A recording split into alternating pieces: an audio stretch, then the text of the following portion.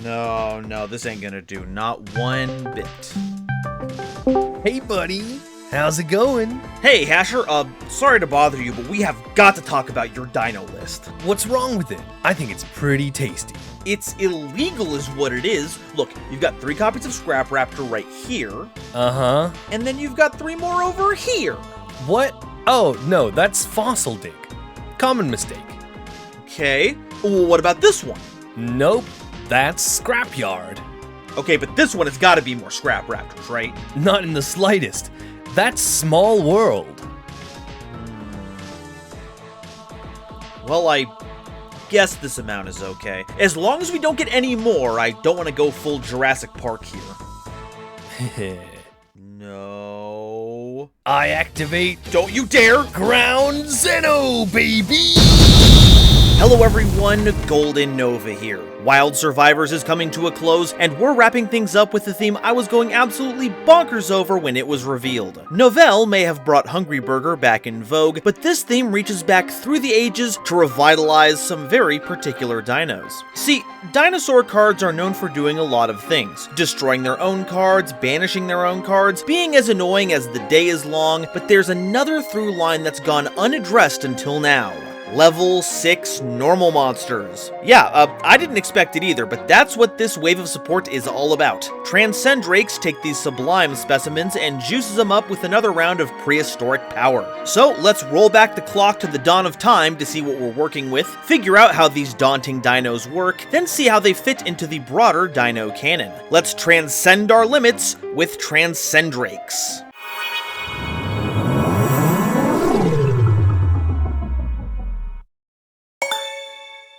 Today's episode is brought to you by my lovely patrons and the fine people over at Dragon Shield. If you want to protect your cards with the strongest scales on the market that even come with their own lore while supporting the channel, use my affiliate link in the description. So what's the deal with Transcendrakes? Well, they're all dinosaurs, but the more important part is that they want to be summoned from the grave. While a majority of them are extra deck monsters, they have additional or beneficial effects if summoned from there, and can all shuffle a normal dino from your grave into your deck to summon them back to the field if destroyed. Other than that though, we've got a ton of effects that are just really solid in dino decks, and actually give us some worthwhile extra deck monsters to work with, which have previously only been relegated to particular archetypes. But first, we have our main enablers. Starting us off, we have Xenometeoros, a level 6 fire dinosaur tuner monster with 2000 attack and 200 defense, and if any number of cards are destroyed by battle or card effect, you can special summon this card from your hand. And during your main phase, you can activate this effect, keeping you from special summoning monsters from the extra deck for the rest of the turn, except dragons, dinos, sea serpents, and worms. Also destroy a dinosaur monster you control or is in your hand, then special summon a dinosaur normal monster from your hand or deck. Now this is a weird restriction. Normally with things like this, you'd get limited to a particular type that's associated with the deck, but here, we're beholden to some funny wording. Apparently, this character here can be used to refer to dragons, dinosaurs, sea serpents, or worms, but only when used in a certain way. It says not being used in katakana, but I'm not familiar enough with it to be specific. Commenters, I know all you know this stuff, go ahead and educate us down below. What this means though is that we still have access to some particular extra deck monsters, despite the fact that we locked ourselves into this particular playstyle, and we're gonna have a lot of great uses for them. Now, as a monster, Meteoros is integral to accessing our Transcendrakes, because it and the monster its effect summons give you the material to access any one of them. That is, if you have a spare dino to destroy to activate that second effect, and don't worry, you will. Now, destroying your own monsters is nothing new in dinos. They love destroying babies. Wow, that is demonetizable. But Meteoros works better when paired with Ground Zeno. Very cute. A normal spell card that adds a dinosaur tuner or dinosaur normal monster from your deck to your hand, then destroys a card in your hand. You can also banish this card to fusion summon a dinosaur fusion monster from your extra deck, using monsters from your hand or field as material. This effectively works as 3 more copies of Meteoros. That also enables it because you're destroying a card after you search it. And this continues to get out of hand if you destroy a card that gets you a bonus, like either of our baby cards. I am not going to sound good in this video. In fact, if you do that, you can do a little bit of chain blocking, since you can put the On Destruction effect at Chain Link 1, then have Meteoros go on Chain Link 2, keeping you safe from any Ash Blossoms. From this point, you can use the summon you get from destroying Baby Cerosaurus and Petit Pteranodon to get Oviraptor, which can get you another baby. That sets you up to use Meteoros' effect to summon that other dino while getting you another summon. And on top of that, Ground Xeno is also just a fusion spell to get you into our on-theme fusion monster. Okay, that should get us all on the same page here. I know I don't usually talk about 2 cards at once here, but if I didn't, you might have zero idea what I'm talking about. Alright, on to our next specimen. Transcendrake Meteoros is a level 12 fire dinosaur monster with 3500 attack and 700 defense that can't be normal summoned or set, and must be special summoned by a card effect, basically the most lenient restriction on these kinds of monsters imaginable. During your opponent's turn, as a quick effect, you can destroy 2 other dinosaur monsters you control and or are in your hand,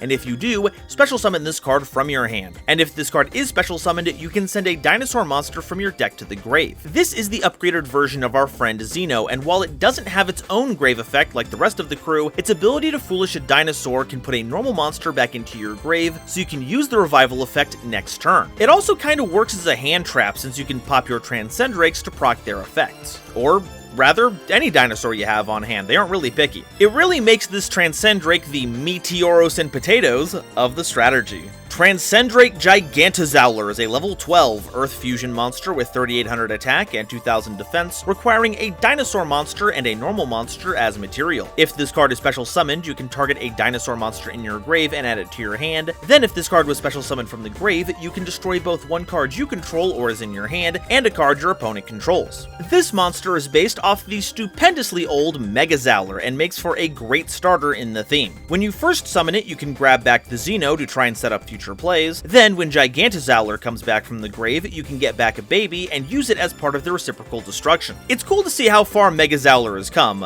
even if they did end up being a bit of a try-hard Ceratops. Transcendrake Glaciosaurus is a level 12 water synchro monster with 3600 attack and 2700 defense, requiring generic material. It can't be destroyed by battle, which is so funny considering how big it is, and your opponent can't target dinosaur monsters special summoned from the grave with card effects. Also, they can't be destroyed by your opponent's card effects. This is the overhauled version of Frostosaurus, and it gets dangerously close to being a Towers. Sure, it starts off with one of the 3 primary kinds of protection, but once it revives, it has all 3, meaning your opponent will have to rely not only on non-targeting, but non-destruction effects as well. For all your dinos, not just this one. The only downside is that this is going to make for one heck of a mirror match. You won't be able to destroy them, they won't be able to destroy you, meaning the game will slow to a glacial pace. Transcendrake Drillganathus is a rank 6 Wind Xyz monster with 3000 attack and 2300 defense, requiring 2 level 6 monsters as material. If this card with no material battles another monster, any battle damage it inflicts to your opponent is doubled. And you can detach a material from this card to target one of your banished dinosaur monsters and special summon it. This monster is based on the pendulum monster Lanceforheintius, and acts as the theme's game ender, because once Drill comes back from the grave, or if you somehow manage to use all of its material, whichever happens first, you can cause some serious damage. And the revival ain't half bad. What with all the evolution pills we'll be using, we're gonna have a few friends that get stranded there. In fact, it's uniquely equipped to help with this, cause we've got the drills that will pierce the heavens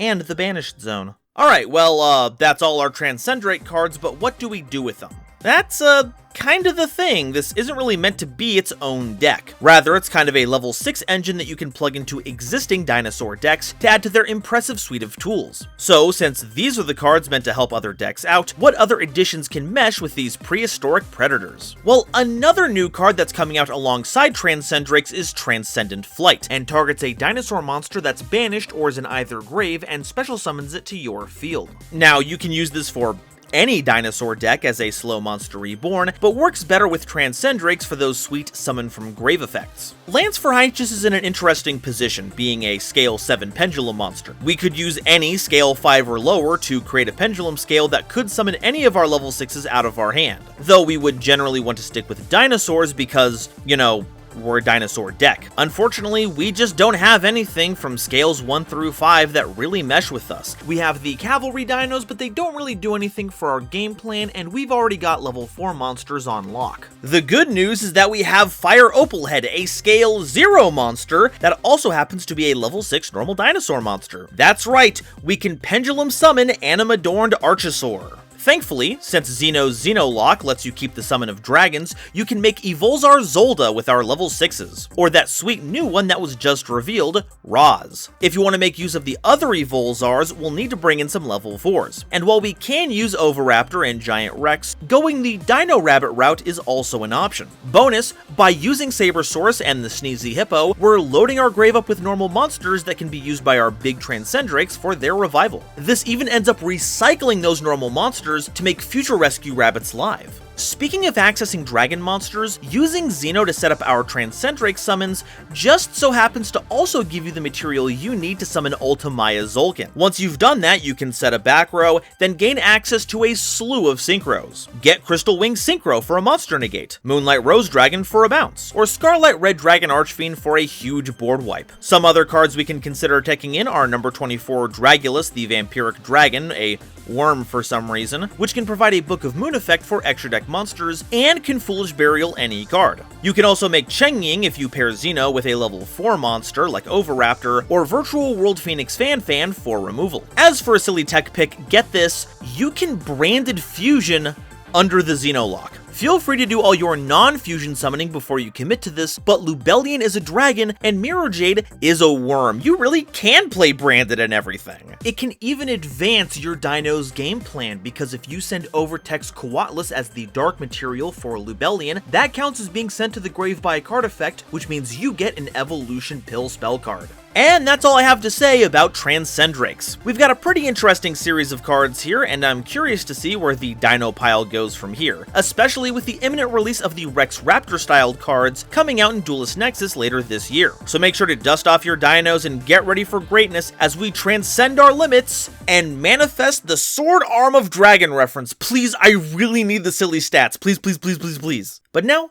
I want to hear what you all have to say. Are Transcendrakes the next step in dino evolution, or are they destined to fade into obscurity like so much Nibiru fodder? And which one is your favorite? I've got to say, Gigantozauler is looking pretty dapper. Let me know in the comments, and while you're down there, make sure you like this video and subscribe. We're looking to hit 75k by the end of the year so we can do Black Wings Explained, and share this video with someone you know who loves Yu-Gi-Oh! It really does a lot to help me out. Today's episode was brought to you in part by Dragon Shield. When you want to protect your cards with the power of dragon scales, get some sweet lore for them, and support the channel, check out my link in the description to get started. This video was also brought to you by my lovely patrons, including the illustrious Quasar Commander Green Knight, Nebula Navigator's 3rd Dynasty, Ada Basilisk, Adam Zajdel, Andrew Newman, Avi Chali, Kane Senpai, Cameron Berg, Chibi Gohan, Colin Todd, Eric, Frankie, Genesis Yu-Gi-Oh!,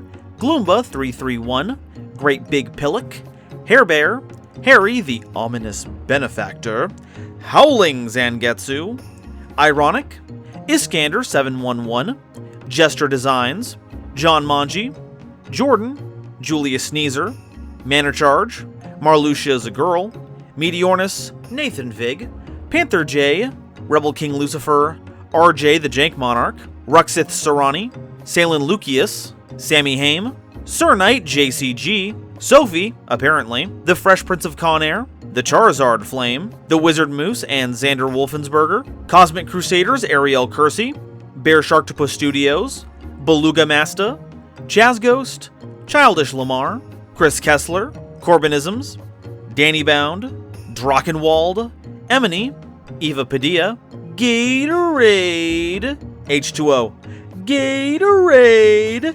H2O, Johnny sucks. He really, really sucks. Harrow, Herbal D, Jesus Garcia, Kale the Dragon, Carp, King Scarlet Yu-Gi-Oh!, Lord Whoop-De-Doo, Manga Pages, Marion James E. Bakata, Matt Simmons, Michael Shimabukuro, Nitromo, Shizuka Nijimura, Shooting Star 3300, Star-Lord 777, Stephen Williamson, The Legendary Raven, Tucker Ordorn, and Zaldreka, as well as the wonderful Starlight Explorers you see on screen now. If you'd like to be a part of these credits, submit custom cards for me to review, or just help me cover all of Yu-Gi-Oh's archetypes and lore, please consider checking out the link to my Patreon in the description. And if you'd like to check in on one of Dino's favorite friends, Lithosagem, check out this video I made covering the True Kings and True Dracos. Thank you all so much for watching, and I'll see you next time. Bye-bye.